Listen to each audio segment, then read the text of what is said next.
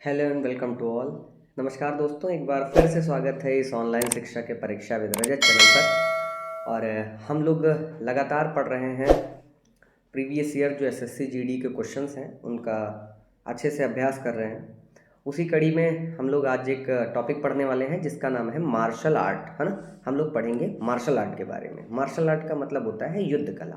प्राचीन काल में जब ये आधुनिक तोप, बंदूक या फिर आत्मरक्षा के लिए बहुत सारे हथियार नहीं हुआ करते थे, गोला बारूद या बंदूक के रूप में, तब लोग शारीरिक रूप से एक कला सीखते थे जिससे किसी जानवर, जंगली जानवर से बचने के लिए या फिर किसी बाह्य आक्रांता के आने के समय पर वो अपनी रक्षा करते थे या अपनों की रक्षा करते थे। उसके साथ साथ जैसे जब सैनिक भर्ती होती थी ना, सैनिकों की भर्ती होती थी, तो उस सैनिक भर्ती में भी इस युद्ध कला का एक तरीके से मान लो कि जैसे हम लोगों के यहाँ फॉर्म निकलता है तो कहते हैं कि आपके पास 10th होना चाहिए, 12th होना चाहिए, वैसे उस जमाने में सैनिकों की भर्ती के लिए युद्ध कला का होना आवश्यक माना जाता था, है ना। तो चलिए हम लोग शुरू करते हैं और देखते हैं कि कहाँ पर किस राज्य में कौन सी युद्ध कला है। चलिए शुरू करते हैं। भैया ध्यान से देखिएगा, सबसे पहले हम लोग देखेंगे थांगटा के बारे में, है ना। थांगटा नामक एक युद्ध कला है जिसका संबंध भारत के किस राज्य से है। तो सबसे पहला यही सवाल बनता है कि थांगटा का संबंध भारत के किस राज्य से है। तो ध्यान से देखिएगा, इस थांगटा का संबंध है भारत के मणिपुर राज्य से। अभी हम लोग इसको लास्ट में, एकदम लास्ट में विद मैप समझेंगे तो ज़्यादा अच्छा समझ में आएगा। तो इसका संबंध भारत के किस राज्य से है, तो आप बताएंगे मणिपुर राज्य से है। अच्छा, इसे हम लोग एक अन्य नाम से भी जानते हैं। कौन से नाम से? ये लिखा हुआ है ह्यूएन लैंगलॉन। मैं यहाँ इसको लिखे देता हूँ। इसका एक अर्थ है ह्यूएन, अन्य नाम है ह्यूएन लैंगलॉन। लैंगलॉन, ध्यान से देखना आप, लैंगलॉन इसका एक अन्य नाम भी है ना। ह्यूएन, ये ह्यूएन क्या होता है? ह्यूएन का अर्थ होता है युद्ध। ध्यान से सुनना, ह्यूएन का अर्थ होता है युद्ध, जबकि लैंगलॉन का अर्थ होता है कि ये युद्ध की कला। युद्ध कला को ही हम लैंगलॉन के नाम से जानते हैं ना। या फिर युद्ध के लिए कोई जाल बिछाना, कोई जाल बिछाना, या उसको अपने एक किसी, मान लो कह दें कि हम लोग ज्ञान में, युद्ध का ज्ञान, युद्ध का ज्ञान ही क्या कहलाता है? तो ह्यूएन लैंगलॉन कहलाता है, जिसे हम लोग मणिपुर में किस नाम से जानते हैं? थांगटा के नाम से जानते हैं। चलो भाई अगला, इसी में और आपको तीसरा, पहला पॉइंट क्लियर हुआ, दूसरा पॉइंट भी क्लियर हुआ, तीसरा पॉइंट आपके सामने है। युद्ध कला के दो घटक हैं। कौन से युद्ध कला के? तो आप बताएंगे थांगटा के दो घटक हैं। एक का अर्थ होता है तलवार और जबकि टा का अर्थ होता है भाला। मैं इसको लिखे देता हूँ। थांग का अर्थ होता है तलवार, जबकि टा का अर्थ क्या होता है? तो इसका अर्थ होता है भाला। तो यहाँ पर इस युद्ध कला के कितने घटक बताए गए हैं? एक तो थांगटा जिसमें तलवार और भाला का उपयोग किया जाता है। एक यहाँ कौन सा दिख रहा है आपको? एक दिख रहा होगा ये सरित सरक। सरित सरक का यहाँ क्या अर्थ होता है? इसमें होता है जब निहत्थे युद्ध किया जाए, मतलब बिना किसी हथियार के जब युद्ध किया जाता है तो उसे थांगटा के अंतर्गत ही हम सरित सरक के नाम से जानते हैं। जबकि तलवार और भाला के साथ जब थांगटा किया जाता है, यानी ये युद्ध किया जाता है, तो उसको हम थांगटा के नाम से जानते हैं। इतनी बात समझ में आई। इसमें एक अगला क्वेश्चन बनता है कि ये किस समुदाय द्वारा किया जाता है मणिपुर में? तो आप बताएंगे ये मैतेई समुदाय द्वारा किया जाता है। यहाँ तक बात क्लियर हो रही है? ठीक है, चलिए आगे चलते हैं। अच्छा, इसे 1891 से लेकर के 1947 तक अंग्रेजों ने इसको प्रतिबंधित कर दिया, क्योंकि इस युद्ध कला को सीख करके मैतेई समुदाय के लोग लगातार अंग्रेजों को नाको चने चबवा रहे थे। इसलिए इसको प्रतिबंधित कर दिया गया। किसके द्वारा? अंग्रेजों के द्वारा। अच्छा, यहीं पर मैं एक और बता देता हूँ, खेलो इंडिया यूथ गेम जो 2021 में आयोजित हुआ था, उसमें थांगटा, एक आगे केरल का कलारीपट्टू और एमपी का मलखंब और पंजाब का गतका, इसको खेलो इंडिया यूथ गेम्स 2021 में शामिल किया गया था। इतनी बातें थी किसके बारे में? तो आप बताएंगे थांगटा के बारे में। ठीक है, आप स्क्रीनशॉट कर लें, ये स्क्रीनशॉट कर लें और उसके बाद इसको स्क्रीनशॉट कर लें। फिर हम लोग नेक्स्ट क्वेश्चन की ओर बढ़ते हैं। ये आपको दिख रहा है ना, ये थांगटा खेलते हुए खिलाड़ियों को प्रदर्शित किया गया है ना। समझ गए? तलवार, इसमें भाला मैंने कहीं प्रदर्शित नहीं किया है। चलो भाई आगे चलते हैं। नेक्स्ट क्वेश्चन ये रहा, कलियारी पट्टू या कलारी पट्टू। क्या दिख रहा है आपको? कलियारी या कलारी पट्टू। ठीक, इसका संबंध भारत के किस राज्य से है? सबसे पहला तो इसको थोड़ा मैं जूम कर देता हूँ ताकि आपको साफ साफ दिखाई दे, है ना। कलारी या कलियारी पट्टू, इसका संबंध भारत के किस राज्य से है? तो आप किससे बताएंगे? इसका संबंध भारत के केरल राज्य से है। ठीक है, उसके बाद भारत की यह सबसे पुरानी मार्शल आर्ट है। मतलब आपसे पूछ ले कि भारत में युद्ध कला का सबसे प्राचीन स्वरूप कौन सा है, तो आप जवाब देंगे कलियारी पट्टू। ठीक है, अगला चलते हैं भाई। इसके बाद यहाँ पर अगला क्या दिख रहा है, इस युद्ध कला की शुरुआत तीसरी शताब्दी ईसा पूर्व, ठीक, तीसरी शताब्दी ईसा पूर्व से लेकर के दूसरी, ये इस सेकंड को मैंने हाईलाइट नहीं किया, दूसरी शताब्दी ईसवी तक इसकी मानी जाती है शुरुआत। कौन सी युद्ध कला की, तो आप बताएंगे कलियारी पट्टू की। ठीक, अगला क्या है, इस युद्ध कला के अभ्यास स्थान को हम क्या कहते हैं, इसे हम लोग कहते हैं भैया कलारी। कलारी का अर्थ ही क्या होता है, मलयालम भाषा में उसका अर्थ होता है व्यायामशाला। इतनी बात समझ में आई। जैसे हम लोगों के यहाँ जिम सेंटर्स होते हैं ना, वैसे ही कलियारी पट्टू को सीखने वाले स्थान को हम लोग क्या कहते हैं, तो हम लोग उसको कहते हैं कलारी। ठीक है, अच्छा ये जो मैं अगला बता रहा हूँ ये मोस्ट इंपॉर्टेंट है। आपसे पूछेगा कि आधुनिक तौर पे कलियारी पट्टू को किसका जनक माना जाता है, तो चाइना में आपने सुना होगा कुंग फू, हु हा ऐसे करके नहीं लड़ाई करते हैं, हाथों से मारपीट किया करते हैं, ऐसे बना लेते हैं हाथ और कहीं गर्दन पे मार रहे हैं, कहीं पर मार रहे हैं, तो इसे हम लोग आधुनिक कुंग फू का जनक मानते हैं। कौन सी भारतीय मार्शल आर्ट को, तो आप बताएंगे कलारी पट्टू या कलियारी पट्टू को। इतनी बात समझ में आई। मतलब ये सबसे पुरानी मार्शल आर्ट है, उसके साथ साथ इसकी शुरुआत हमने देख ली। ये जहाँ पर किया जाता है उसको हम क्या कहते हैं, उस स्थान को हम कलारी के नाम से जानते हैं। और इसे हम किसका जनक मानते हैं, तो इसे हम कुंग फू का जनक मानते हैं। नेक्स्ट क्वेश्चन, आगे हम लोग चलते हैं, इसको थोड़ा और जूम करते हैं। ये जो आपको दिख रहा है इसका नाम है थोड़ा। थोड़ा थोड़ा किस राज्य से संबंधित है, तो आप बताएंगे थोड़ा का संबंध है हिमाचल प्रदेश से। कहाँ से संबंध है भैया, हिमाचल प्रदेश। किस घाटी से पूछ ले, तो कुल्लू मनाली जो घाटी हिमाचल प्रदेश में है वहीं से संबंध है एक मार्शल आर्ट का जिसका नाम है थोड़ा। ठीक, अच्छा इसका संबंध जो है वो महाभारत काल से माना जाता है। महाभारत काल में आपने पांडव और कौरवों का नाम सुना ही होगा, उनको ही प्रदर्शित करने के लिए इस मार्शल आर्ट का उपयोग किया जाता है। ये बात समझ गए आप। ठीक, अच्छा इसका आयोजन कब किया जाता है, इसका आयोजन पूछ ले तो इसका आयोजन किया जाता है बैसाखी के टाइम पर। बैसाखी वही अप्रैल के आसपास होती है ना, बैसाखी पर इसका आयोजन किया जाता है। अच्छा अगला इसी में हम आपको बताते हैं, इसके दो समूह होते हैं, एक होता है पासी और एक होता है साथी। मतलब दो खिलाड़ी होते हैं, एक ये होता है, ध्यान से देखना, ठीक, और एक यहाँ पर दूसरा होता है। एक को हम कहते हैं पासी और एक को कहते हैं साथी। अब इसमें होता क्या है, इस मार्शल आर्ट में एक व्यक्ति ऐसे करके धनुष मार लेता है। ध्यान से देखो, मैं इसको थोड़ा दूसरे कलर से बना देता हूँ। धनुष, और इससे खींचता है और निशाना लगाता है किसके, इसके पैरों पर निशाना लगाता है, छाती में नहीं लगा देता है, पैरों पर निशाना लगाता है। ये खेल और संस्कृति को भी प्रदर्शित करने का एक अनोखा मिश्रण माना जाता है। ठीक है, पासी ये काहे का उपयोग करते हैं, लकड़ी के तीर और धनुष का इस्तेमाल करते हैं। कौन से मार्शल आर्ट, तो थोड़ा में ही पासी और साथी नामक दो प्रतिद्वंदी होते हैं। ये खेल और संस्कृति का मिश्रण माना जाता है। इतनी बात आप समझ गए, इसका स्क्रीनशॉट कर लें।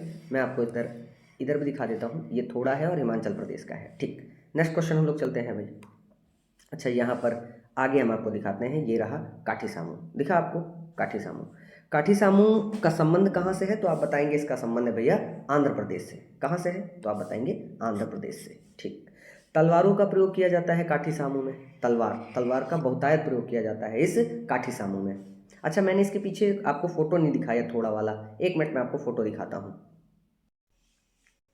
तो मैं आपको पीछे की स्लाइड पे, ये इसके पहले जो है वो थोड़ा मैंने बताया ना, ये थोड़ा जो है मैंने बताया कि इसको जो है कैसे, यहाँ पर लकड़ी के तीर और धनुष का उपयोग इसमें किया जाता है, यही तो बताया था मैंने। ठीक, लकड़ी के तीर और धनुष का उपयोग किया जाता है। ये देखिए, ये आपको दिख रहा है ना, यहाँ पर ये इसके हाथ में एक धनुष है, यहाँ पर ये, और ये यहाँ पर तीर है, और ये इसके पैरों पर निशाना लगा रहा है। कहाँ पर ये वाली युद्ध कला होती है, तो आप बताएंगे हिमाचल प्रदेश। नेक्स्ट, काठी सामू का संबंध कहाँ से है, तो आप बताएंगे इसका संबंध है आंध्र प्रदेश से। अच्छा इसमें मैंने बताया कि तलवारों का प्रयोग किया जाता है। अच्छा इसमें एक खास बात मैं आपको बताता हूँ, जहाँ काठी सामू का आयोजन किया जाता है ना, काठी सामू का आयोजन, उसको हम लोग कहते हैं गर्दी।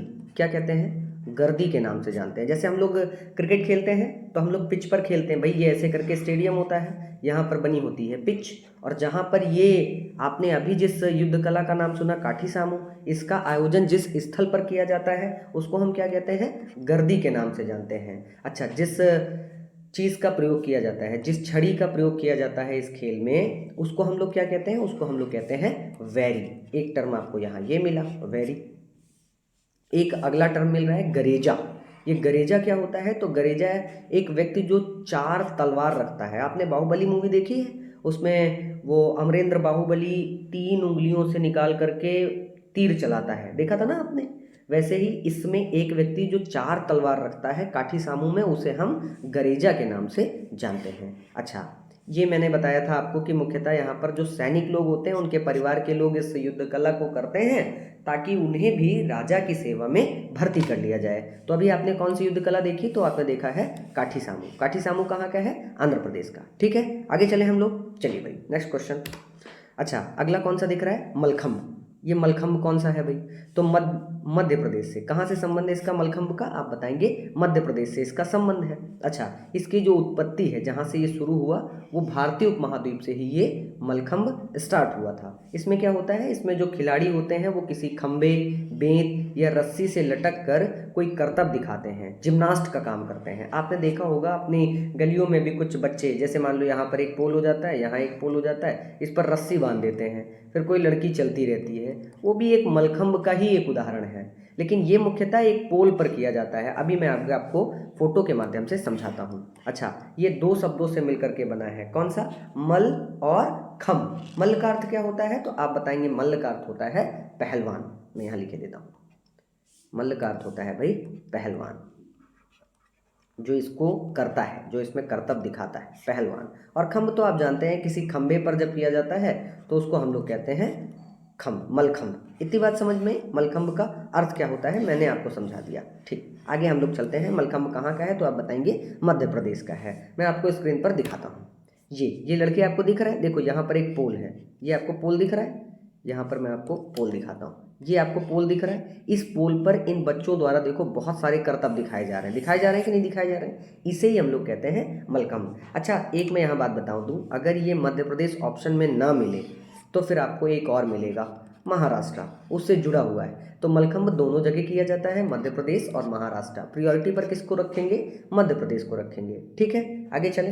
ठीक भाई, ये देखो यहाँ पर भी ये बच्चे आपको दिख रहे होंगे कि कैसे ये गुजरात में आयोजन किया गया था। इसमें भी ये बच्चे एक खंबे के सहारे खड़े हुए हैं और बहुत सारे बच्चे यहाँ पर बैठे हैं और अलग अलग तरीके से इसमें करतब दिखा रहे हैं। ठीक, मलखम्ब आप समझ गए होंगे। अगला देखते हैं हम लोग भाई, पाइका अखाड़ा। पाइका अखाड़ा आपको दिखा, इसका संबंध कहाँ से है? तो आप बताएंगे इसका संबंध है भैया उड़ीसा राज्य से। ठीक, अच्छा, पाइका का अर्थ होता है उड़िया भाषा में, ये लिखा हुआ है वैसे, उड़िया भाषा में पडाटिका। पडाटिका का मतलब होता है पैदल सेना।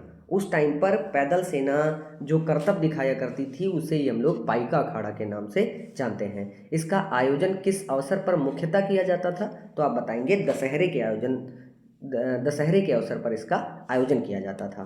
अगला, अच्छा, इसमें क्या होता था? किसानों को सैन्य प्रशिक्षण दिया जाता था, स्थानीय किसानों को, कि अगर कोई ऐसी स्थिति आ जाए, किसी जानवर का आक्रमण हो जाए या फिर किसी अन्य आक्रमण से किसान सुरक्षित रह सके, इसके लिए पाइका अखाड़ा का आयोजन किया जाता था। अच्छा, इसका एक अन्य उद्देश्य जरूर रहता रहा होगा कि शारीरिक रूप से व्यक्ति स्वस्थ और मजबूत रहे, है ना? इसके लिए भी इसका आयोजन किया जाता रहा होगा। अच्छा, इसमें लयबद्ध और ढोल की थाप, मतलब एक तरीके से कहो कि इंटरटेनमेंट के लिए थोड़ा सा डांस इत्यादि की तरीके इन सबको उपयोग में लाया जाता था, है ना? जैसे जिम सेंटर्स में आज आपने देखा होगा कि ऐसे सिस्टम रखे होते हैं कि थोड़ा गाना वाना बजता है तो लोगों का मन लगता है। ठीक, चलिए भाई आगे चलते हैं। स्क्रीनशॉट आप लेते रहना बैक करके किसी भी तरीके। अगला आपको कौन सा दिख रहा है? मुष्टि युद्ध। मुष्टि युद्ध दिखा? ये मुष्टि युद्ध। मुष्टि युद्ध कहाँ का है? तो आप बताएंगे ये वाराणसी का है। वाराणसी बोले तो किस राज्य का होगा? आप बताएंगे उत्तर प्रदेश का होगा। इसमें क्या होता है? इसमें निहत्थे लड़ने की टेक्निक होती है। नित्य का मतलब जिसमें हम लोग गांव में नहीं होता है, कहते हैं आओ लड़ लो, फिर दोनों लोग ऐसे कलाई पकड़ते हैं और एक दूसरे की कलाई मोड़ते रहते हैं, देखा होगा ना ये? ठीक, निहत्थे लड़ने की टेक्निक को ही मुष्टि युद्ध कहा जाता है। ठीक, इसमें हाथ, पैर, घुटने, कोहनी इत्यादि को पकड़कर चित करना, मतलब गिरा देना, परास्त करना, इस खेल में होता है। ठीक, अच्छा, ये किस शैली में होता है? तो आप बताएंगे ये बॉक्सिंग शैली में। वही अभिसुम, याद आया?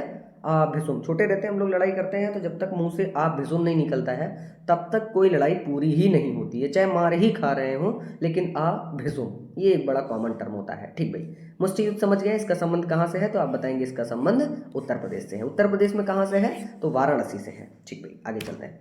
ये आपको मैं दिखा रहा हूँ, देखो यहाँ पर इसने बेल्ट लगा रखी है ना, ये अब इसको पकड़ के गिराना, चित करना या फिर हाथों को पकड़ के ऐसे मरोड़ना, ये सब इसका एक पार्ट होता है मुष्टि युद्ध का। ठीक है, अगले पर चलते हैं। अगला आपको कौन सा खेल दिखाई दे रहा है भैया, ये है मर्दानी खेल। मर्दानी खेल है कहाँ का तो आप बताएंगे इसका संबंध है महाराष्ट्र से।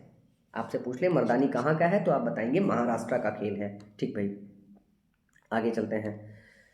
इसमें कौन से कलर के वस्त्र का प्रयोग किया जाता है तो आप बताएंगे सफ़ेद और भगवा, 2 कलर का उपयोग इसमें किया जाता है। ठीक, अच्छा इसको किसने शुरू किया तो मराठाओं द्वारा इसको शुरू किया गया। ये पुरुषों को भी सिखाया जाता था प्लस महिलाओं को भी सिखाया जाता था कि मान लो किसी अवसर में महिलाओं को अपनी सुरक्षा करनी हो तो उनके पास युद्ध कला के रूप में कोई ना कोई एक ज्ञान होना आवश्यक है। तो इसके लिए मराठाओं ने इसको सृजित किया जिसका नाम क्या रखा गया, मर्दानी खेला। युद्ध कला तलवारों पर आधारित केंद्र, मतलब इसमें तलवार का भी प्रयोग करके किया जाता है जिससे वो अपनी आत्मरक्षा कर सके। मैं आपको स्क्रीन पर दिखाता हूँ। ये देखो महिलाएं दिख रही हैं ना आपको, ये इन्होंने भगवा कलर की साड़ी पहन रखी है और ये तो अब तो क्या है कि ये एक तरीके से उसको संजोने के लिए ये कर रही हैं। पहले इनमें तलवारों का प्रयोग किया जाता था। यहाँ पर आप देख रहे हैं व्हाइट कलर का इन लोगों ने कुर्ता पहन रखा है। इसमें देखना है, इसमें इन बालकों ने व्हाइट कलर का कुर्ता पहना है और यहाँ पर ये देखो आपको दिख रही होगी ना, ये एक चुन्नी जैसी बांध रखी है। तो इसमें भगवा और सफ़ेद रंग का उपयोग किया जाता है। किस मार्शल आर्ट में आप बताएंगे, मर्दानी में। ठीक, अगला है स्काई, ये लिखा हुआ है स्काई है ना, ये कहाँ का है, कश्मीर का है। ये भी वैसा ही है जैसे अन्य मार्शल आर्ट मैंने बताया। इनके उद्देश्य या तो किसी जंगली जानवर से बचने के लिए या फिर किसी बाह्य आक्रांता या किसी विपरीत परिस्थिति में निपटने के लिए इन सब युद्ध कलाओं को सीखा जाता था। इसमें एक धारी तलवार पहले के ज़माने में, वर्तमान में एक गोलाकार बेलन जैसा होता है, कुछ ऐसे होता है, ऐसे करके ये बेलनाकृति होती है और यहाँ जा करके ऐसे पतली हो जाती है। ठीक, और इसको ही पकड़ के मार्शल आर्ट किया जाता है जिसको हम लोग स्क्वाय के नाम से जानते हैं। ये जंगली जानवरों से सुरक्षा प्राप्त करने के लिए उपयोग की जाती है। मैंने पहले ही बताया ज़्यादातर भारतीय या कहीं के भी मार्शल आर्ट का उपयोग इसी या उद्देश्य से किया जाता था। ठीक, इसके बाद आपको कौन सा दिख रहा है आप बताएंगे। अगला आपको दिख रहा है सिलंबम, ये दिख रहा है। सिलंबम का संबंध भारत के किस राज्य से है आप बताएंगे इसका संबंध तमिलनाडु राज्य से है। अच्छा, इस युद्ध कला में हथियारों का उपयोग किया जाता है। जाहिर सी बात है कि किसी भी युद्ध कला में हथियारों का उपयोग किया जाता है। इसमें सांप, बाघ और चील जैसे, अरे आप लोग देखे नहीं होंगे डांस होता रहता है तो कुछ लोग हरकतें वैसी करने लग जाते हैं। कहो खरबोट लें, खरबोटने वाली एक्टिंग करने के लिए बाघ। अच्छा, सांप वही डांस में नहीं देखा होगा, नागिन डांस होता है तो उसमें पता नहीं कुछ लोग डांस करते हुए एक दूसरे को नाग ही डसाया करते हैं। चील का मतलब होता है झपट्टा मार के भाग जाना। कुछ लोग डांस करते हुए आपने देखा होगा, आते हैं पीछे से चट्टा से मार के फिर डांस करने लगते हैं, पता ही नहीं चलता है ना। तो ये आप समझ गए कि इसमें इन जानवरों की गति को भी शामिल किया जाता है। अच्छा, ऐसा माना जाता है कि भगवान मुरुगन बोले तो कार्तिकेय जी और ऋषि अगस्त्य, ये एक ऋषि थे, ऋषि अगस्त्य द्वारा ही इस मार्शल आर्ट शैली का निर्माण किया गया। वैसे पता है पूरे युद्ध कला की अगर हम बात करें, पूरे युद्ध कला के निर्माता माने जाते हैं विष्णु जी, है ना। विष्णु जी को, युद्ध कला का निर्माता विष्णु जी को माना जाता है। लेकिन सिलंबम के निर्माता कौन माने जा रहे हैं तो भगवान मुरुगन और ऋषि अगस्त को माना जाता है। ठीक है, आगे चलें हम लोग। ये आपको दिख रहा है, इसमें ऐसे ही लाठी इत्यादि का उपयोग करके एक दूसरे से लड़ाई की जाती है और वो उधर बचने के लिए बहुत सारी मुद्राओं का उपयोग करके बचने का प्रयास करते हैं। इतना समझ गए आप, सिलंबम भी हो गया। चलें आगे हम लोग, ध्यान से देखना। अगला आपको कौन सा दिख रहा है, ये दिख रहा है आपको इम्बाउंड कुश्ती। ये रहा भाई इम्बाउंड कुश्ती। कुश्ती आप सुनते ही होंगे, कुश्ती तो एक बड़ा कॉमन टर्म है, हम लोग सुनते हैं। ये कहाँ का है तो आप बताएंगे मिजोरम के किस गांव का है तो डुगडलंग गांव नाम है इसका। वहाँ पर इस युद्ध कला की शुरुआत मानी जाती है। द्वंद्व कला मतलब वही युद्ध की एक कला है। इसे कुश्ती या मल्ल मतलब वही मलखम्ब, पहलवान द्वारा जो लड़ाई की जाती है उसी के रूप में इसे इम्बाउंड को जाना जाता है। कहाँ का है, मिजोरम का है। ठीक है, अगला देखते हैं। ये आप देख रहे होंगे, ये ऐसे जैसे हम लोगों के यहाँ अखाड़ा बनाया जाता है ना, अखाड़ा जैसा बनाया गया है। यहाँ पर ये 2 लोग लड़ाई कर रहे हैं, ये यहाँ रेफरी खड़ा होगा इनका और जो बताएगा कि आपने चिट कर दिया है, आपने इतने पॉइंट प्राप्त कर लिए हैं। समझ गए, आगे चलते हैं भाई। अगला आपको दिख रहा है कौन सा, परिखंडा। परिखंडा में दो टर्म है, अभी मैं बताता हूँ। ये रहा बिहार, मतलब परिखंडा का संबंध कहाँ से है, तो आप बताएंगे इसका संबंध है बिहार। इसमें दो शब्द है, परी। परी का अर्थ क्या होता है, तो परी का अर्थ होता है ढाल, ढाल, जबकि खंडा का अर्थ होता है तलवार। ठीक, समझ गए।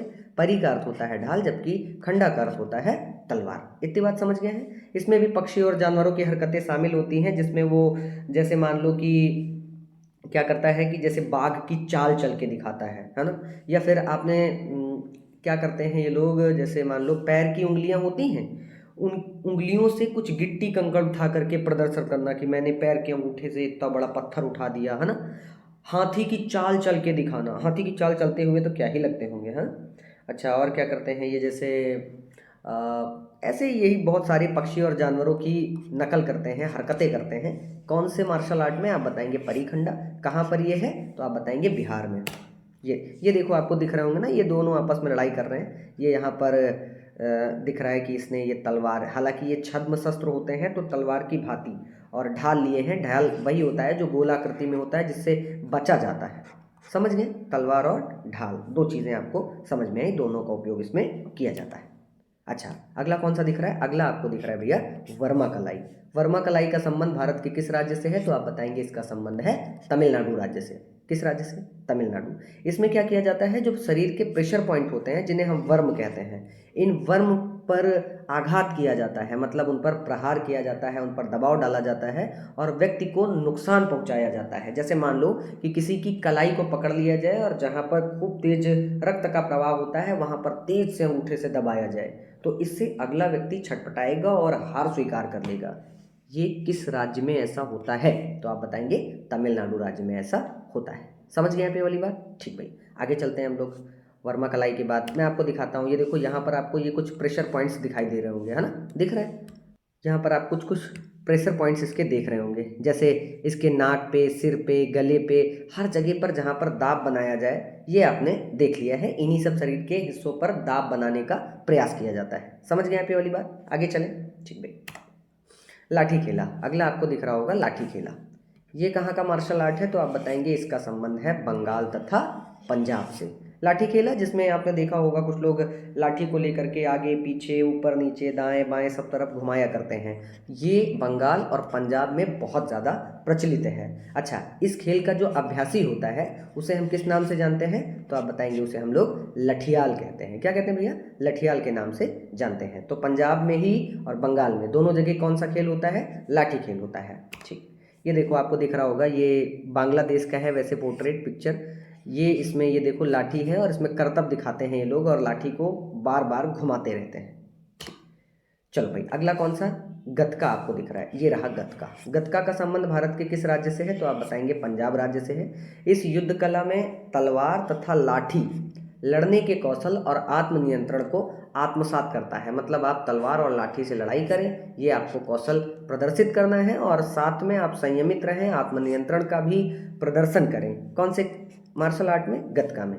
इस युद्ध कला की शुरुआत को सिख गुरुओं ने किया। अच्छा, सिख गुरुओं में किसने किया, तो आप बताएंगे ये लिखा हुआ है। अच्छा, हरगोबिंद जी ने। किसने किया है इसकी शुरुआत, हरगोबिंद जी ने। किससे, मुगल काल के दौरान आत्मरक्षा के लिए। मतलब जब मुगल सैनिक आकर के इन सिख गुरु या इनके जो भी शिष्य हुआ करते थे उन पर आक्रमण करते थे, तो इसलिए हरगोबिंद जी ने कहा कि सब लोग रखो कृपाण, चाकू जैसा होता है ना, कृपाण रखो और साथ में एक युद्ध की कला सीख लो, जिससे हम लोग मुगल सैनिकों का सामना कर सकें। उसी युद्ध कला का क्या नाम है भैया, तो आप बताएंगे उसका नाम है गतका।